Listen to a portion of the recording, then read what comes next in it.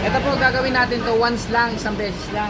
Pag-set po nito ng kape tsaka tubig, yung matabang or matapang. Yan. Gagawin po ninyo ito, mode switch sa loob. Tumunog na siya. Tapos itong mode or mode sa labas, pindutin nyo lang, hanapin mo yung sign na ganito. Ito, AAL para po yan sa tubig. Sa settings ng tubig sa baso kung gano'ng karami.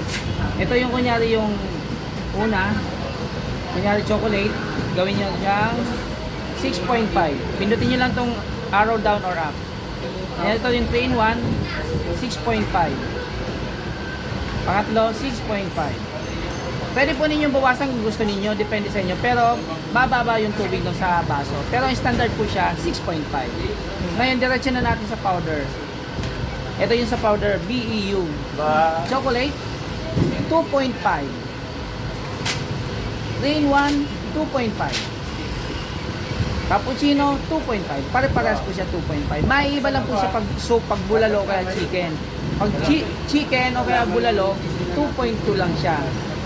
Pag nilagay niyo yung soup. Pero pag hindi, puro kape, 2.5. Or pwede rin gawin siyang 2.3 lahat. Pero standard po siya, 2.5. Okay. Yan. Pagkapindot po dyan, Mode switch off. Tapos ito, gagawin po ninyo dito, pag mainit ang panahon pamaypay, hindi po siya. Ganito yan. Para hindi pasukin ng basta-basta. Yan.